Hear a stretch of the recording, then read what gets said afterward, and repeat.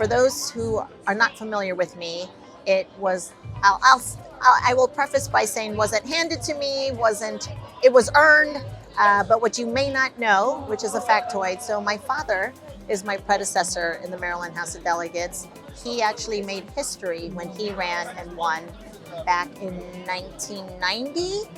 My father, David Valderrama, was the first Filipino American to be elected to the Maryland House of Delegates in the state of Maryland, but also in the mainland. I have to say mainland because we, as those who keep track of these things, Governor Ben Cayetano is the first governor of Filipino descent in Hawaii. So he made history, but I will tell you, Janelle, my sister and I were younger then, and we supported him. The mission, all of it, we were behind the scenes. Ever once, if you asked me if I would be the one following in his footsteps, it was, and excuse my language, I could say something worse, but it was a hell no. Right. And same with my younger sister.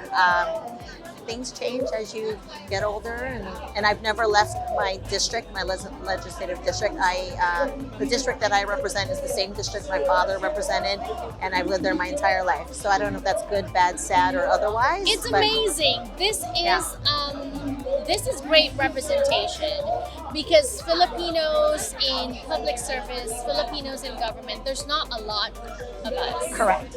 You would be surprised how many people don't know who their state representatives are or their council people, which is unfortunate because I am not lambasting our Congress, but unfortunately a lot of things haven't been getting done on the federal level, so it's up to the states to get things done. I was going to say that's where major decisions are made that actually Correct. affect our daily lives. Correct. Right? Yes. And so you're probably one of the few Pinays that I know that understand Because that. of what I do. Yes, correct. Yeah. We need, and I'm biased, we need more women, Yes. but we just need Filipinos, Yeah. right? We need Pinays, Pinoys, and so it was my honor to do so. So, congratulations. Thank you. What an honor it is to be the first Filipino male judge in Georgia. In Georgia, that's Talk correct. to us about that. Well, it's a big responsibility. I didn't really look for this position. I was asked to serve in this position by the mayor of the city of Brookhaven. What happened was I was working on a city commission for the charter, and after that ended, he was like, "Would you like to continue serving the city?" And I was like, "Sure." How would you want me to do that? And I thought he was going to invite me to be on the arts commission or something. And he's like, "No, I want you to be the chief judge of the city court of the city of Brookhaven." Right. Yeah. And so tell us about that. Tell us about the city for those who are not familiar Sure. with Georgia. Sure. The city of Brookhaven is one of the cities that make up the greater Atlanta area. So there's Brookhaven, there's Chamblee, Buckhead, those types of little communities. The city of Brookhaven became a city in 2012. Yeah, and we have our own municipality, we have our own police department, our own judge, our own municipality, and I am the chief judge there. Why do you do what you do? Well, it's the obligation of the heart, essentially. Filipino Americans have been here for one of the longest times within our community, within the minority community, and I think our representation is lacking. And I'd like to show the world the beauty and the pageantry of the Filipino community. So I'm the president of NAPABA, and we represent the interests of 80,000 Asian American Pacific Islander legal professionals around the country and in Canada. And most recently, the Guam Bar Association just joined us as an affiliate. And so I'm here because I am a Filipino. I grew up in the Philippines. I moved here in the 90s, and I love being among my community and supporting people who are doing such amazing things. What's unique about this event is that there are so many people who are from different walks of life, different industries, and different generations who are coming together to support each other, get to know each other. And I love that, and it allows us to get to know each other and get to know what the different experiences are of the people who are doing the same things but in different ways and trying to accomplish the same successes in different industries in the United States. And my hope is that we can all come together and make connections that last not just at this event, but beyond this event, that can help propel people into positions of prominence and success in all different places in the United States and all kinds of different jurisdictions and different industries in the United States.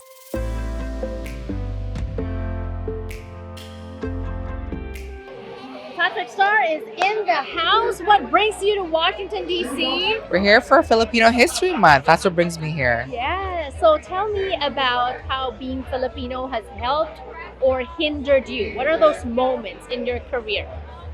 It's a big question. It's everything. It's a lot of values that I've learned from the Filipino culture, like believing in yourself, having heart. But at the same time, we're defied by construct and expectations. I was supposed to be a nurse, but I ended up nursing in a different way through millions of people on the internet for 11 years. So in the Filipino American history books, history talks, history lessons, how would you like to be a part of that? We're here in a digital day and age where we get to leave our mark on our own accounts. And so I think as people look at what my content and my media is, that is my legacy that I've invested in for 11 years.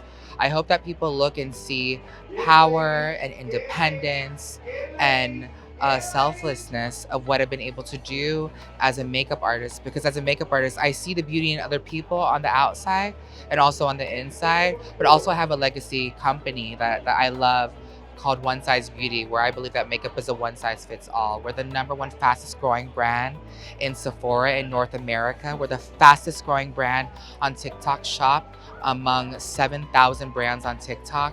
And to look at all the work that I've done with my beauty brand, I happen to be Filipino. I happen to have this as a legacy of mine, and I hope people look at that and believe in the brand even after I'm here. From Chicago, what brings you out here to Washington, D.C.? Well, like many people, I'm here because the White House is celebrating Filipino American History Month, and I happen to be blessed to be invited back again. I actually got invited to the very first one back in 2015 during President Obama's time, and I've been coming back every year to DC every October for this event because it's such an amazing time, and it's honestly electrifying to see so many Filipino American community leaders from all across the country. There's drinking, there's partying, as you can hear in the background. We're having a fun time, right? And it's also fun, but it is a celebration of Filipino American history, and it's a goosebumps moment. Yes. For all these wonderful achievements of Filipinos in different sectors, in different industries. All different industries, different sectors, and it's just amazing to see what the Biden administration has done to make sure that Filipino Americans are represented, right? And so we have NFALA, the National Filipino American Lawyers Association. You have the Philippine Nurses Association. You have advocacy organizations like NAFA, like Philpro for Filipino leadership. So it's just a great way to actually bring Filipinos together. And the fact that even though we're Filipino all year round, the fact that we actually get a spotlight on this month is just a phenomenal time to be Filipino in the United States. So it's amazing. There's a lot to celebrate, but also there's still a lot of work to be done. There's a lot of work to be done. As you know, and people might not talk about this, or as Filipinos know, there's still a lot of crab mentality. There's still a lot of bringing one another down. This is a time to actually come together, put aside our differences, put aside the regionalism, and come together as a powerful force, because the rising tide raises all ships. At the end of the day, we are all Filipino and we all belong here, and we all can make a difference. Well said. I think just any time that there's a congregation of active Filipino Americans who are making change in their respective fields and coming together, like that's something that I want to be a part of. Representation truly matters, and so I'm here to represent. I think my journey actually started with my grandparents. When they immigrated here, the first jobs that they got were in agriculture in Southern California. My grandmother remained really politically active, and she she would always volunteer at the polls, and she would bring me. And I have really vivid memories of her telling me her immigration story and telling me just how lucky that I was that I got to be raised in Filipino values, but also in America where I could really make my dreams come true. So to know that I come from their story, their lineage, and then also, you know, on the shoulders of Larry Itliong, and then now I'm the Chief of Staff to the Deputy Secretary. She's a former Congresswoman herself. She's also the granddaughter of farm workers, and she's the highest ranking Latina at the USDA. And so to know that me as a Filipina and her as a Mexican American woman, Women of color. Yes, women of color, and that we're part of the administration representing and doing amazing work to make sure that people feel seen and that there's equity at the USDA. It just means so much to me, and it could only happen here. So to be a part of that history-making administration is just everything. And what you just mentioned is that what we're celebrating today is history, stories of our contributions as a people to this wonderful country. Megan, we always see you at Filipino events. I see you here in DC all the time. Yes. You are all over the place. I am. Supporting Filipinos. Why is that?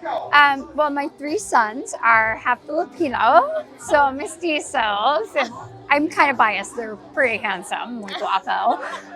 But I think it's really important that the community is represented in all spaces of life. And, you know, I've seen it, you know, with my kids, just them growing up, you know, getting asked if I'm a nanny or do you want to sit next to those kids? And frankly, it was hard as a mom seeing that. And, you know, my kids were frankly traumatized by it. They didn't know their like self-identity and traveling and everything was hard for them.